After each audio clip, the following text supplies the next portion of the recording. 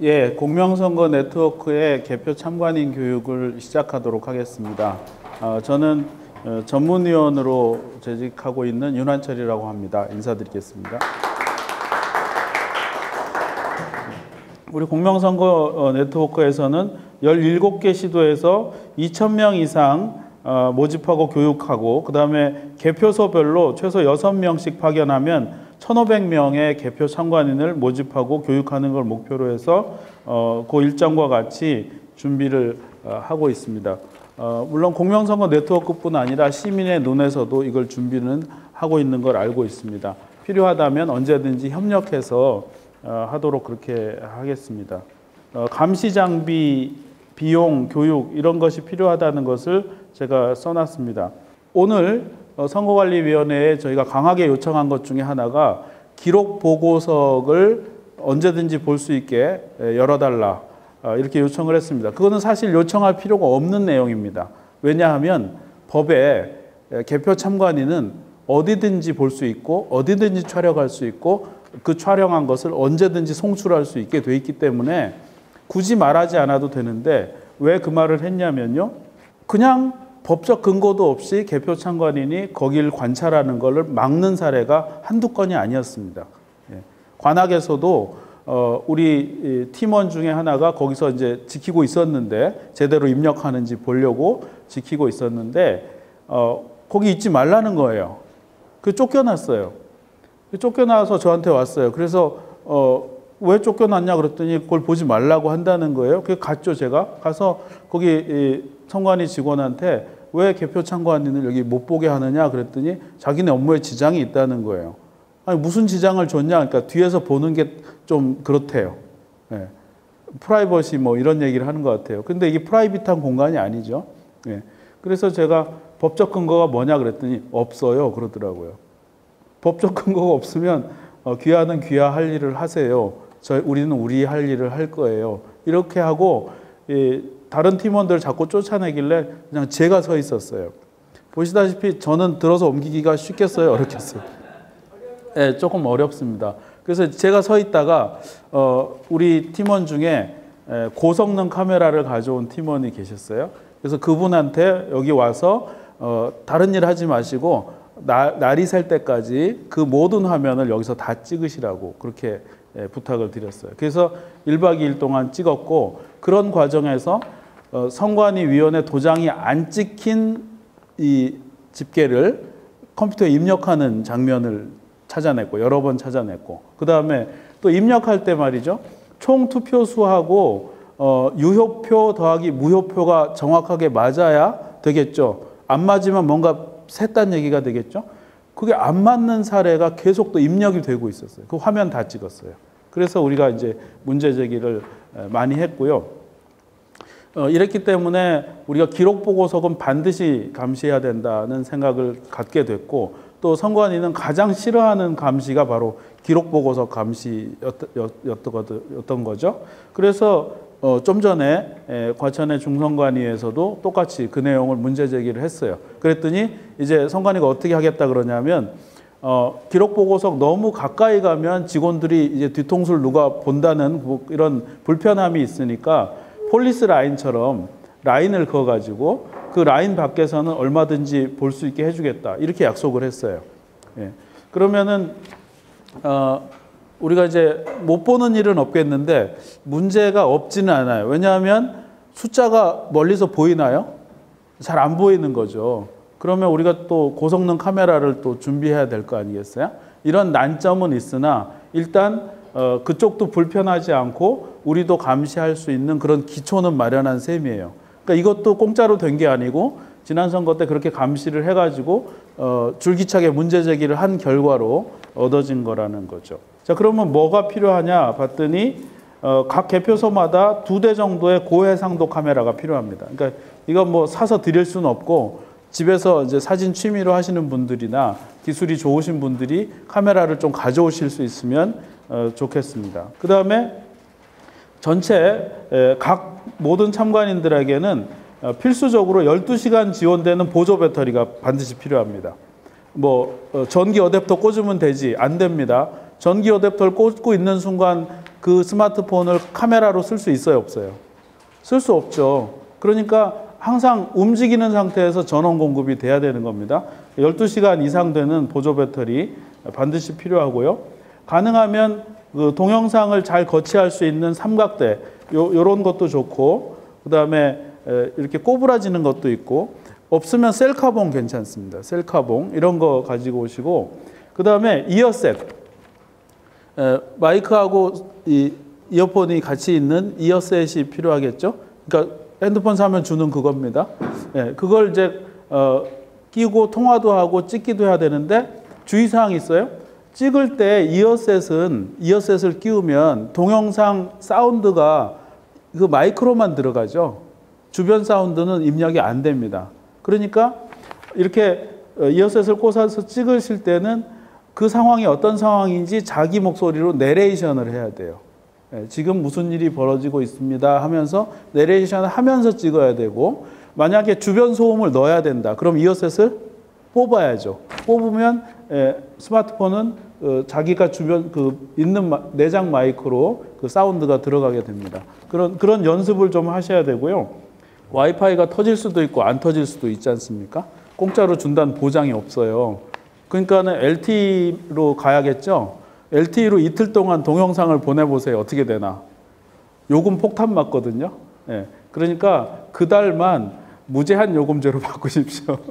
바꾸셔가지고 이틀 동안 마음껏 송수신을 해도 요금 폭탄 맞지 않도록 준비를 해주시면 좋겠고, 이걸 누군가가 이런 장비나 비용을 좀 후원하실 수 있으면 참 좋겠다. 그런 생각이 듭니다. 그래서 이 방송 보시는 분 중에 자기는 아무것도 못하겠다. 가진 건 돈밖에 없다. 그렇다면 보조 배터리를 살 수 있는 뭐 비용이라든지, 그 다음에 전화 요금, 그러니까 LTE 무제한 데이터 요금을 내가 한 명한테는 이렇게 후원하겠다라든지 이런 게 있으셨으면 좋겠습니다. 그리고 우리만 하는 건 아니고 시민의 눈 이런 조직하고도 필요하면 공조해서 진행을 하도록 하겠습니다. 아까 말씀드린 개표 참관인은 이렇게 분명한 법적 근거가 있습니다. 공직선거법 181조에 참관하게 해야 한다 돼 있고, 보세요. 개표소 안에서 상황을 언제든지 순회, 감시 또는 촬영, 그 다음에 전화, 컴퓨터, 기타 통신 장비를 설치하고 개표 상황을 후보자 또는 정당에 통보할 수 있다 돼 있어요. 그러니까 개표 참관인은 개표장 내에서 투표 용지를 만지거나 그 투표 관련 기계에 손대는 것 빼고는 모든 권한이 다 있는 겁니다. 손대면 의심받겠죠. 그러니까 문제가 생기면 직접 손을 대는 게 아니라 종사원한테 요거를 다시 열어봐 주세요. 요 다발을 꺼내서 세봐 주세요. 이렇게 요청을 할 수가 있는 겁니다. 손 대면 안 되고요. 그러나 또 그 요청이 가벼운 것도 아닙니다. 요청을 듣지 않으면 이제 문제가 생긴 거기 때문에요. 그래서 이런 근거가 있는데 아까 말씀드렸다시피 그걸 잘 지키지 않는 그런 관행이 같이 있는 겁니다. 개표가 시작이 되죠. 여기가 이제 개함부가 됩니다. 이 쏟아 놓는 겁니다. 투표함을 꺼내서 쏟아 놓는 건데요. 아까 제가 선관위에서 지적한 건 뭐냐면 이 개함부 종사원들이 자기 가방을 손닿지 않는 곳에 내려놔야 되거든요. 그렇지 않으면 빼서 가방에 넣든지 하는 일이 생기겠죠.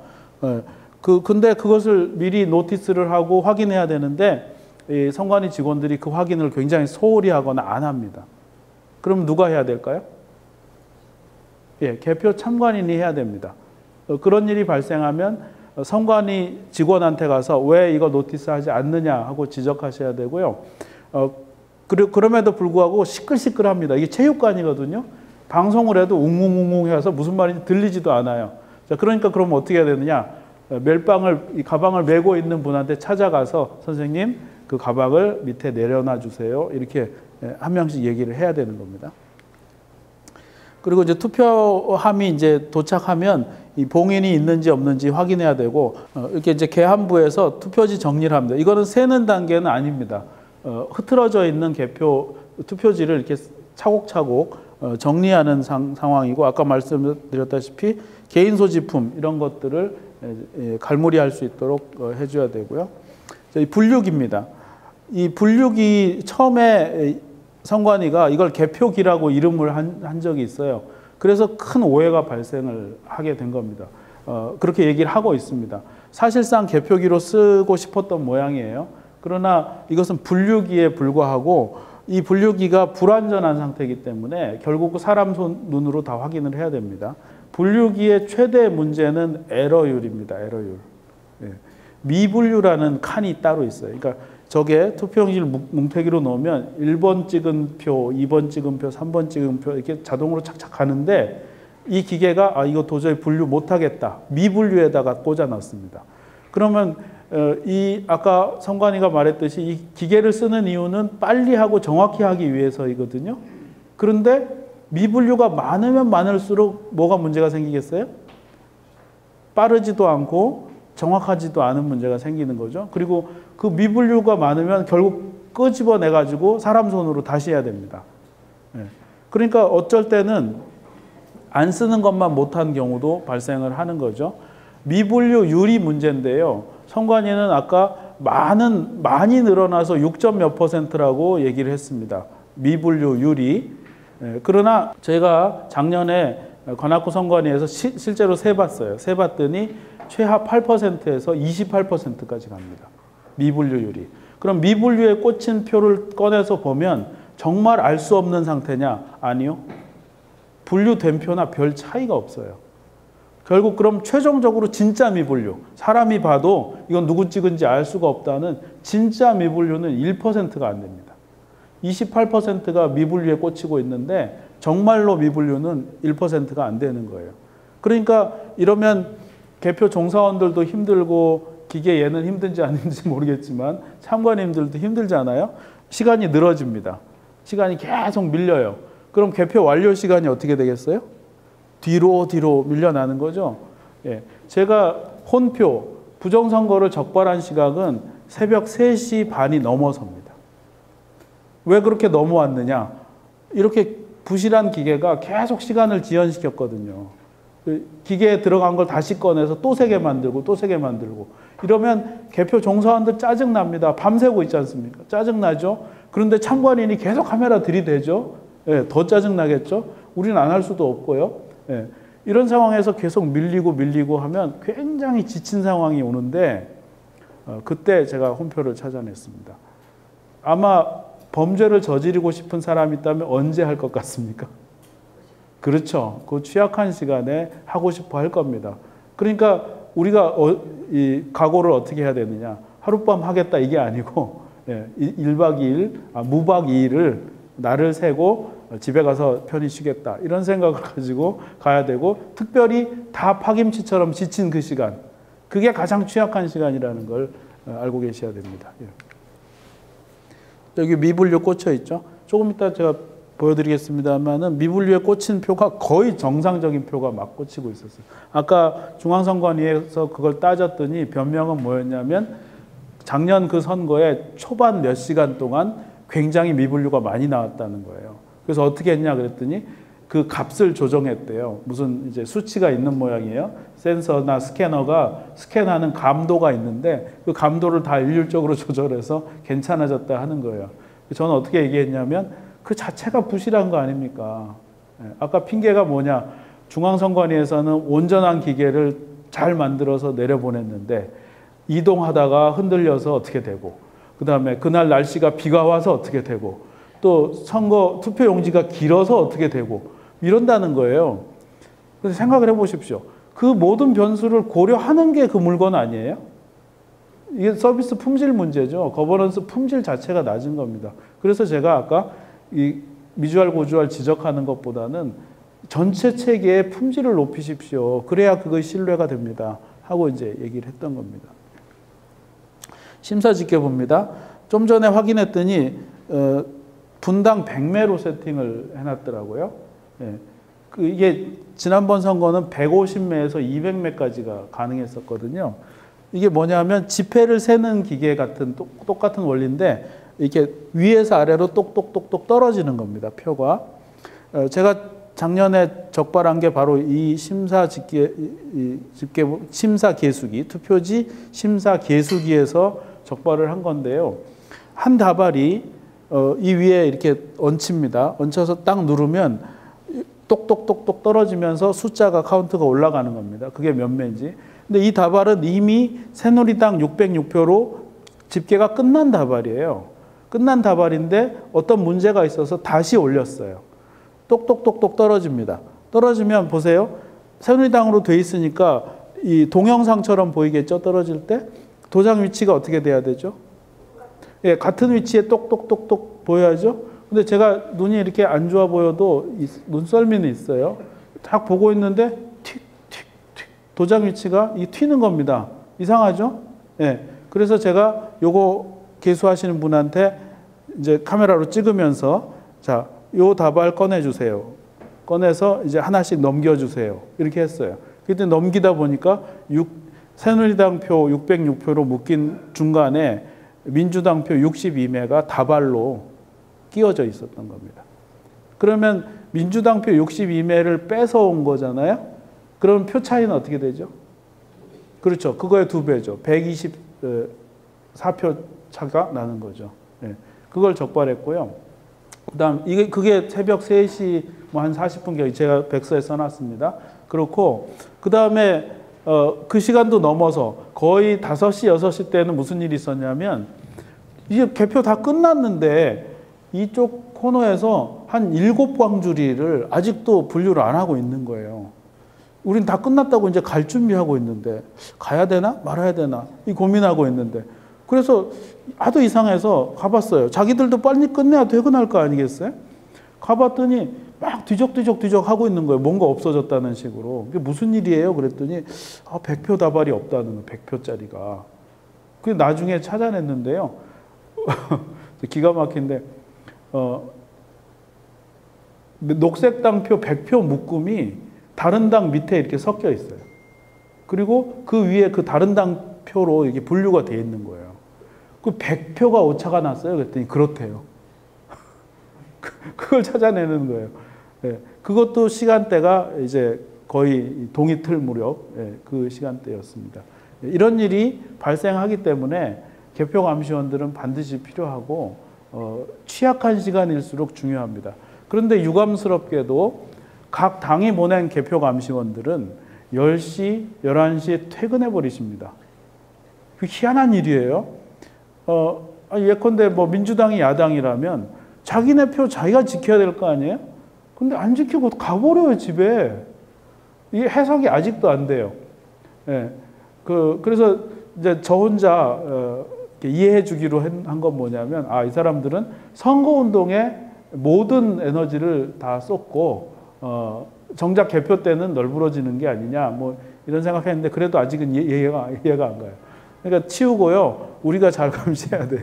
그 수밖에 없다는 걸 말씀드립니다. 예, 미분류표를 이제 나오면은 이렇게 새로 수작업으로 다 감시를 하고 개표 상황표를 이제 적게 됩니다. 적고 위원, 그러니까 이분들이 지역선거관리위원회 위원들입니다. 관악구 같은 경우 8분이 계시고요. 이 8명이 개표 상황표에 일일이 도장을 다 찍어야 됩니다. 예. 그런데 아까 지적하신 게 여기 보조원들이죠. 앞에 이제 이 위원들한테 투표용지를 다발로 갖다 주고 또 가지고 오고 하는 그런 보조원들이 있는데 이 위원들께서 당신들이 직접 확인하지 않고 보조원들한테 맞아? 틀려? 묻는다든지 보조원들 보고 다 세라고 한다든지 이런 일이 발생한다는 거예요. 그거에 대해서 선관위는 양보하지 않았어요. 그럴 수도 있다는 걸로. 예, 그건 조금 이제 두고 보기로 하고요. 그다음에 맨 마지막으로 위원장, 선거관리위원장이 검열을 해서 마지막 도장을 찍습니다. 이 도장이 찍혀야 비로소 기록보고석에서 컴퓨터에 입력을 할 수가 있게 되는 겁니다. 우리가 적발한 거는 입력하지도 않은, 그러니까 도장도 안 찍힌 것들을 자꾸 입력하고 있는 그런 상황을 나중에 적발을 하게 된 것입니다.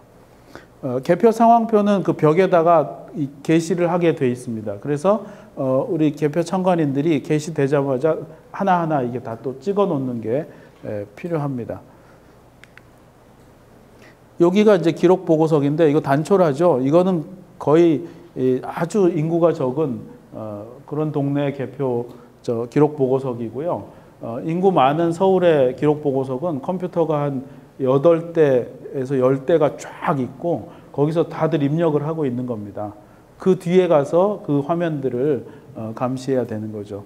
왜 그러냐면 지금 말씀드린 데까지 모든 투표가 완벽하게 됐다 할지라도 여기서 숫자 잘못 입력하면 어떻게 되죠? 그게 집계예요. 그게 날아가서 그게 표수가 돼버립니다. 굉장히 중요하거든요. 네. 그럼에도 불구하고 여기를 못 보게 한다? 프라이버시다? 이런 그 말도 안 되는 소리를 우리가 수긍할 수가 없는 거죠. 반드시 잘 지켜보셔야 됩니다. 이런 식으로 개표 상황표를 이제 붙이게 되는 겁니다. 예.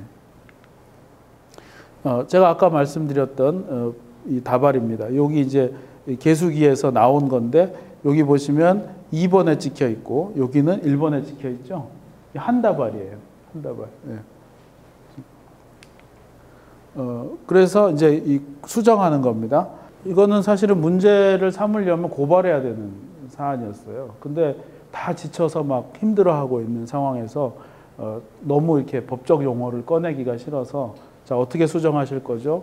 예, 수정하는 대로 가시죠. 제가 계속 쫓아다녀서 끝까지 수정하는 걸 이제 확인하고 나왔던 거예요. 여기 보시면 606표에서 544표로 줄어들죠. 이 새누리당이, 민주당이 440표에서 505표로 늘어나고 해서 이제 바로잡게 되는 겁니다. 이뿐 아니라 이제 몇 가지 제도 개선에 대해서 말씀을 드리고 잠깐 일단락 하겠습니다. 기록 보고서, 투개표 시스템 분량, 그다음에 참관인 제도의 법과 현실을 모두 강화해야 된다 하는 거죠. 예. 기록 보고서에 보시면 이런 이제 에러들이 막 떠요. 이거는 어떤 에러냐면 총 투표수하고 유효표 더하기 무효표의 숫자가 맞아야 되는데 안 맞는 상황이에요. 안 맞으면 이 시스템에 에러를 딱 띄우거든요. 그런데도 막 넘어가요. 예. 그다음에 투표용지 교부수하고 투표수가 또 안 맞아요.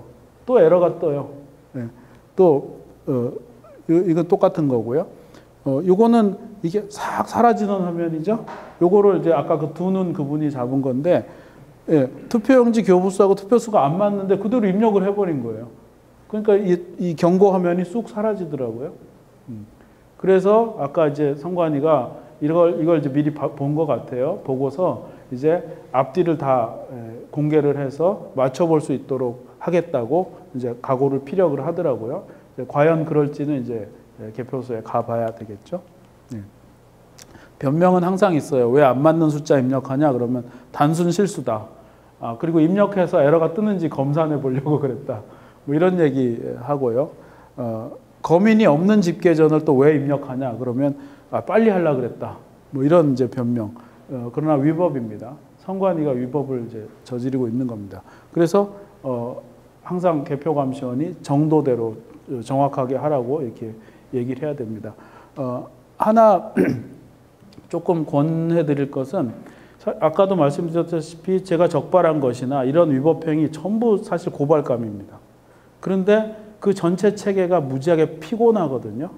그러니까 그 개표 감시 자리에서 당신 고발이야 뭐 이런 자극적인 언어를 자꾸 쓰면은 그분들이 굉장히 힘들어 하거든요.